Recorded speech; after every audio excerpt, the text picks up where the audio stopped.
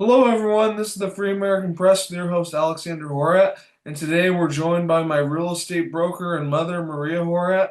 And today we're going to be discussing how tariffs are affecting farmers here in the United States, as we see a lot of new tariffs being implemented across the United States. So, do you have some thoughts on this, Mom?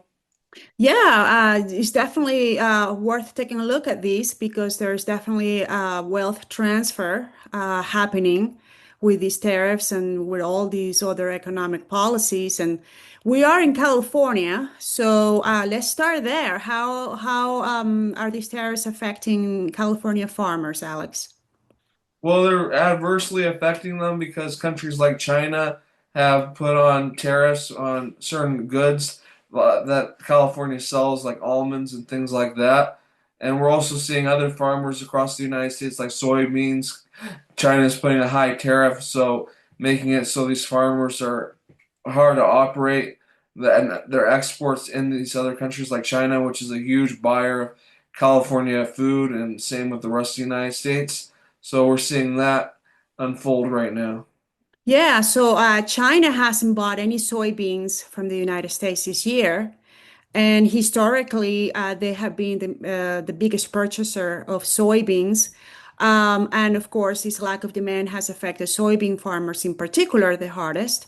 And furthermore, now we saw that there was a deal done between the United States and Argentina, where basically Trump was giving Argentina, I believe it was $20 billion to help with their economy, their failing economy. They have had a huge, one of the highest inflation in the world for many years. And on the other hand, he turned around and started exporting soybeans to China.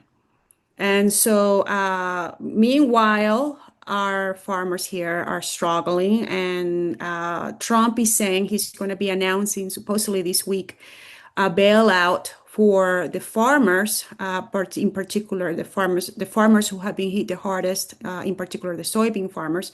And this is a $10 billion bailout, which is probably not going to help very much. But the whole point of uh, tariffs is like, okay, they're going to use the tariff money. He wants to use the tariff money to help farmers, but how about just letting the free markets level these out? Yeah, it's definitely true, and we've seen the tariff battle being fought throughout the history of the United States. We saw back before the Civil War, they used to put tariffs on cotton, and the South really didn't like that, and the North really liked the tariffs because that helped their manufacturing against foreign competition. So the farmers have always been against tariffs in a large degree throughout American history. So I think we're seeing a repeat of that again. And this bailout, I don't think will be enough to help farmers, and I think it's also going to be selecting winners and losers, who's going to win, who's going to get this bailout money, and who isn't. So I think that's also just putting more government control on these farmers than we've already seen before. Yeah, and as far as tariffs goes, before 1913, the tariffs were basically the main source of revenue for the United States because there was no income tax. It was a much smaller government.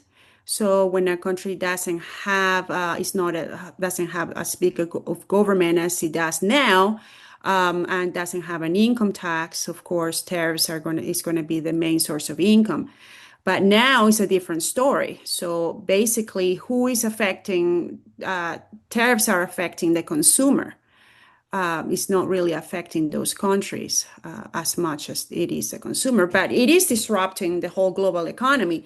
In Ohio, families are also being hit, family of farmers have been hit very hard because the tariffs also make the cost of fertilizers, machinery parts, and expensive. And so the profit margins are just not there anymore. The same in South Dakota with the soybeans. The prices are down. They're losing about $250 million per year. And of course, we see, as I mentioned, the tariffs on the fertilizers, the steel, the aluminum. And a lot of this fertilizer is imported from Canada. And of course, there's tariffs there. Um, so these, like you mentioned, the $10 billion bailout is not really going to do much, but just prolong the problem and make it worse. And higher costs and fewer markets are definitely going to be pushing farmers away. And there's a lot of farmers that are probably run out of business. And because much of the fertilizer is traded across the world with these price disruptions due to tariffs, there is going to be a global crisis as far as economy goes. So where do you see the future of farming going? I see the future of farming, at least as it is right now. I think we're going to see more government control than we already have already in the farming sector. We're going to see the United States government pick winners and choosers and who's receiving bailout money. So what I think we're going to see is increased government interference in the farming sector. And I think farmers will most likely be upset about this because they want to have their autonomy. They want to be able to sell who they want to for what price they want to, and not be able to sell because of these tariffs from other countries. Then it's going to really cause these farmers basically government headache, and they'll have to be working in lockstep with the government. Yeah, and we're also seeing that the future of farming is shifting the ownership of farms, right? That we're seeing that significant farmland is expected to be owned by institutional investors and corporations, right? Which, by the way, and individuals like Bill Gates, which, by the way, they have been doing the same with single family residences. You know, they have been buying up a lot of single family homes for long-term rentals. And according to some of the predictions that these institutional investors are going to be owning about 40% of all the single family rental homes by 2030. It's crazy. And I think we're going to see a large percentage of family farms go under because, like I said, these bailouts are going to probably most likely go to these big farms, these big industries, and they're going to pick the winners and the losers in this case. So I think Yeah. we're going to see the small farms continue to get wiped out as we're already seeing, but even at an accelerated rate where we're basically going to see these huge farms take over, controlled by a few people. Yep. What do you think some of the solutions? I mean, if when we think, okay, we're talking about all the problems, but are some of the solutions that can be implemented at local levels, community levels? What solutions do you see? Well, I think some solutions we can see is people buying from farmers markets, buying locally for organic food. I can also see another solution is getting rid of these tariffs so farmers don't have to be bailed out by the government. I also see solutions as getting rid of government regulations in the farming sector, at least as much as we can.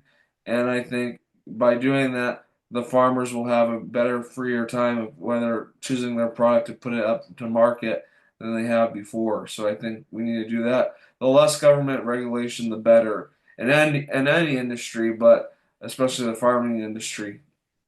Right. But at an individual level, because, there is so much we can do for what the big government, decides to do.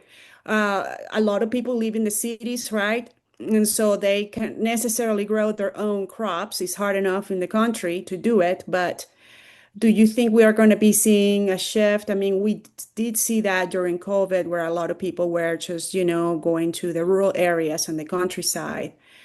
But with the increase in prices of foods and services and everything, in general, do you see a shift of people wanting to move to the rural areas?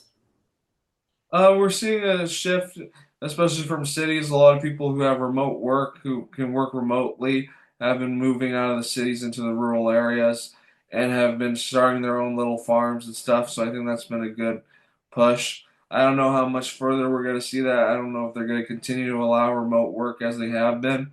For with working remotely, basically it doesn't matter where you live anymore. You don't have to live in the big city anymore. So a lot of people take the time to move out into the countryside because the air is healthier. It's just healthier environment to raise kids and stuff. So they move to the rural areas. So I don't know exactly what the future of that is. I think they want to contain us more into the cities. So unfortunately, I think that probably that's what's going to happen is more and more people are going to move to the cities and the rural areas are going to lose more population. Unfortunately, that's kind of my thought. Yeah, unfortunately, there's trends on both sides, but we have to just think outside the box. And yeah, a lot of people have figured out a way to work at a home. For those people, I would highly advise to try to make a move out of the cities and move to the country where you can at least have some of your basics and be able to be more independent from all of this noise. Do you want to tell the viewers about our family real estate business? So yeah, we have a real estate family business in Northern California. We serve the San Francisco Bay Area, the Valley, and the Sierra Foothills. And we specialize on helping families and individuals relocate. And we also provide a service, we call it our one-stop solution, state sales. So a lot of people are overwhelmed with the amount of stuff that they own in their homes, the years of accumulation, and they need to sell, but they don't know where to start. So we help them accomplish that. We evaluate the items. We have been dealing with antiques and collectibles for many, many years. A lot of times people have treasures in their home that they can turn into cash and use that cash for their next move rather than try to, haul everything with them. The moving costs are really high. And so we help them do an estate sale on site. And if for those items that might be worth uh, more money that they will get on a typical estate sale, we can help them sell them online through our one of our online auction platforms that we have. And yeah, and so we can help them in that transition. So that's something, if you're interested, feel free to contact us. We're going to leave our link below, and we'll be able to schedule an evaluation, consultation, and also market analysis of your home. Yeah, definitely. And I'd just like to thank everyone who watched this video. And if you could please share with your friends and family, that would be great. So we can have more of a look at how farmers are being affected by these tariffs and how we can help farmers. And just thanks again for watching. Thanks again, Mom, for making this video with me. And I hope you all have a good rest of your day. Thank you, everyone. Thank you.